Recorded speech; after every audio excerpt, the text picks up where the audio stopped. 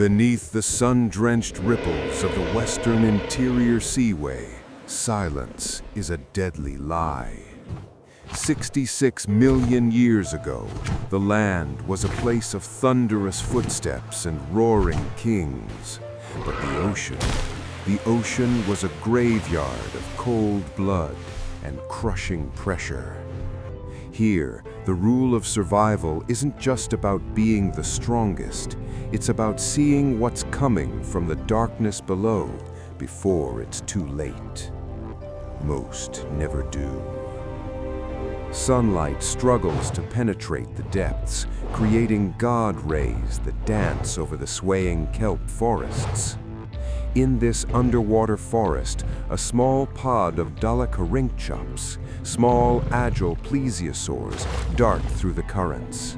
They are fast, built like underwater birds, but they are nervous. Every vibration in the water, every shift in the current sends a jolt through their lateral lines. They are not the masters here. They are the currency of the food chain. The sea floor is littered with the white remains of those who came before. Enormous ammonite shells, some as large as truck tires, lie shattered among the ribs of long-dead giants.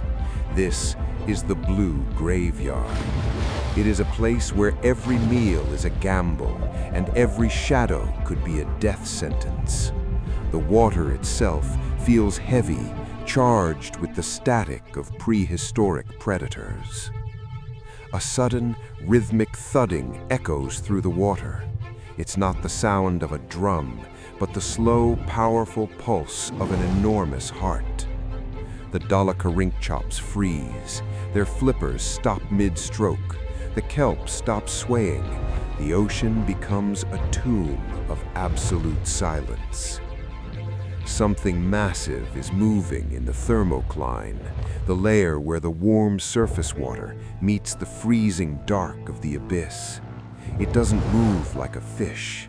It moves like a serpent, its body undulating with a terrifying serpentine grace. It has no gills, no need for constant motion, yet it possesses a predatory patience that has been refined over millions of years of evolution. The shadow grows. It is longer than a bus, with a head shaped like a spear and eyes that have evolved to see in the near-total darkness of the deep. The new Huang Dai-Yung has arrived, but as she focuses her gaze on the trembling pod above, she isn't just looking for a meal. She is about to demonstrate why, in this forgotten abyss, the T-Rex would be nothing more than a snack.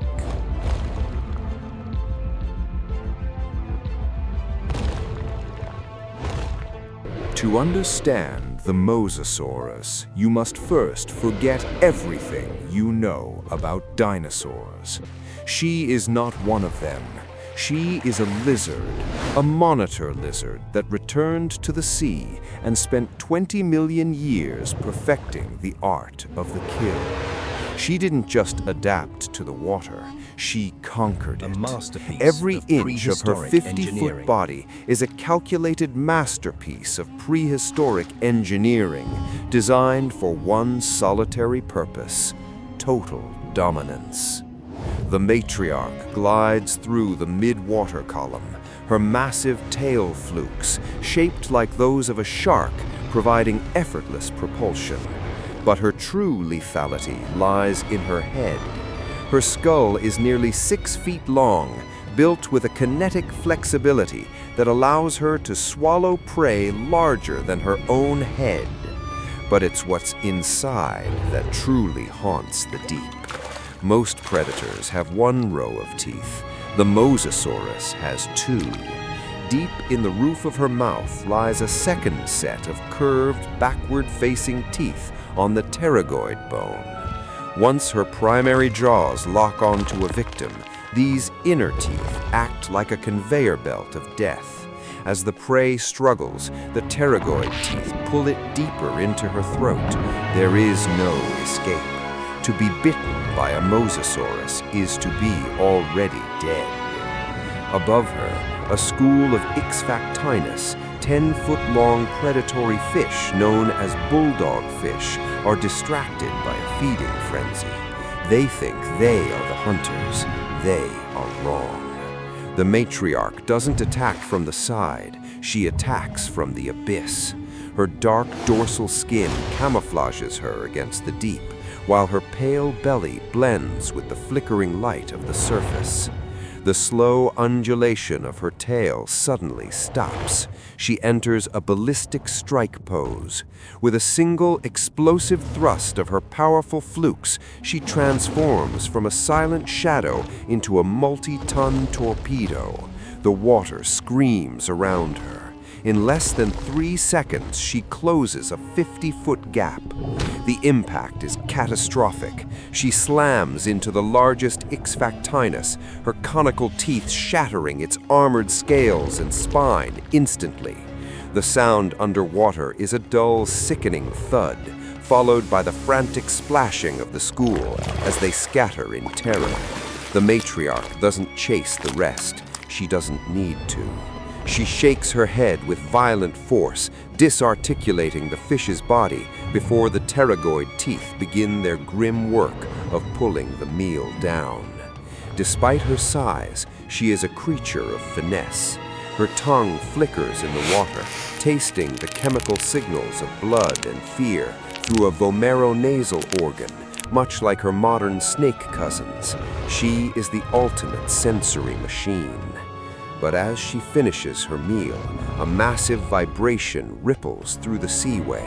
It's a frequency she recognizes, a challenge. Another titan has entered her territory, a rival who doesn't fear her teeth. The water is about to turn red, not from a hunt, but from a war of kings.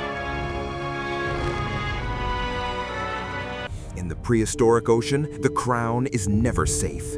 Even a 50-foot queen like the matriarch must defend her throne against monsters that do not fear her thighs.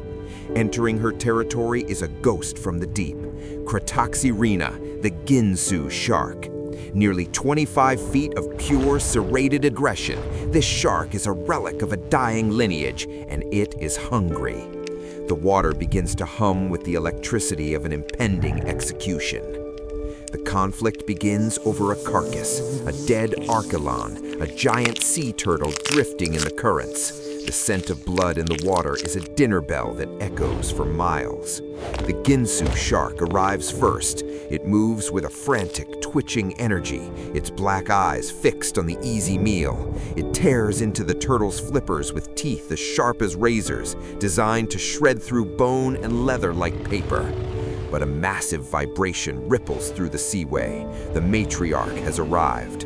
She doesn't rush, she dominates. She rises from the gloom, a dark silhouette that eclipses the light from above. The shark senses her through its lateral line and turns, baring its rows of triangular teeth. In any other era, the shark would be the apex, but not today. The ocean floor erupts in a cloud of silt as the matriarch lunges. The shark is faster, a ballistic missile of cartilage and muscle. It darts upward, narrowly avoiding the MOSASAURUS' closing jaws. The sound of the snap is like a gunshot underwater, a shockwave that sends smaller fish scattering in terror. The shark counters, circling with terrifying speed, looking for a weak point in the matriarch's thick, scaly neck. It strikes, its teeth sinking into the MOSASAURUS' flank. The water blossoms into a dark, crimson cloud. But the matriarch is a survivor. She ignores the pain, using her massive weight to slam her body into the shark, pinning it against a submerged limestone ridge. This is where the mechanics of murder take over. As the shark struggles to maneuver in the tight space, the matriarch's primary jaws lock onto its midsection. The shark thrashes, but then the pterygoid teeth, the second set in the roof of her mouth, engage. They hook into the shark's tough skin, preventing any hope of escape. With a violent side-to-side thrash, she rips through the shark's vital organs. The struggle is brief. the ocean's most aggressive fish is reduced to a cloud of red mist and drifting scales. The matriarch has defended her title, but the victory is hollow. As she drifts over the remains of her rival, the water temperature begins to drop. A strange metallic taste fills the currents, and the light from the surface begins to dim, even though it is only midday.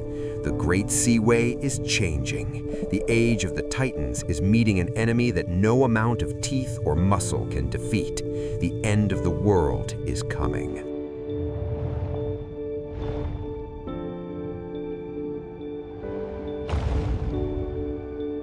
The ocean is a world of memory, but for the MOSASAURUS, the memory of the sun is fading. 66 million years ago, the Great Western Interior Seaway did not just grow cold, it grew quiet. The impact in the Yucatan and the fires of the Deccan traps have woven a shroud of ash that no light can pierce. The Queen of the Abyss has won every battle, but she could not fight the starvation of the world itself. The water is turning into a toxic tomb. Without sunlight, the microscopic plankton, the foundation of the entire marine world, begin to die in billions. The collapse ripples upward with terrifying speed. The fish disappear. The ammonites sink to the dark floor. The matriarch, still bearing the scars of her duel with the Jinsu shark, feels the gnawing hollow of hunger. For a creature of her size, the ocean has become a desert. The temperature of the seaway drops 10, 20 degrees. As a cold-blooded reptile, the matriarch's metabolism slows to a crawl. Her movements, once explosive and deadly, are now sluggish and heavy. She drifts through the kelp forests that are now rotting brown skeletons. There is no more electricity in the water, no more vibrations of prey. Only the sound of the cold current whistling through the underwater canyons. Above the surface, a new phenomenon occurs. Not the firestorm of the impact, but a slow gray rain of ash mixed with frozen sleet. As the matriarch rises to the surface, she doesn't see the stars or the moon. She sees a sky the color of lead. She breaks the surface, and for the first time in her life, the air she breathes is bitter with sulfur and cold enough to burn her lungs.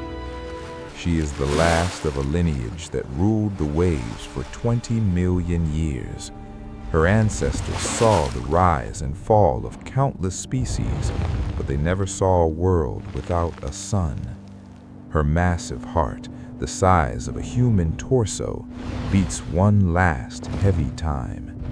She lacks the energy to dive back into the depths. She simply floats, a drifting monument to a lost era, as the gray snow begins to settle on her dark, leathery skin. The giants of the land were buried in fire, but the giants of the sea were extinguished in the cold.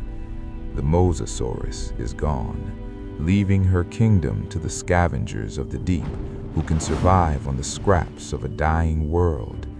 The reign of the reptiles is over. The ocean still hides the bones of these ancient queens, reminding us of a time when the water was a place of monsters. If this journey into the prehistoric abyss moved you, please like this video and subscribe to our channel for more deep dives into Earth's most terrifying history. Which prehistoric ocean monster do you want to see next? Tell us in the comments below. Your idea might be our next documentary.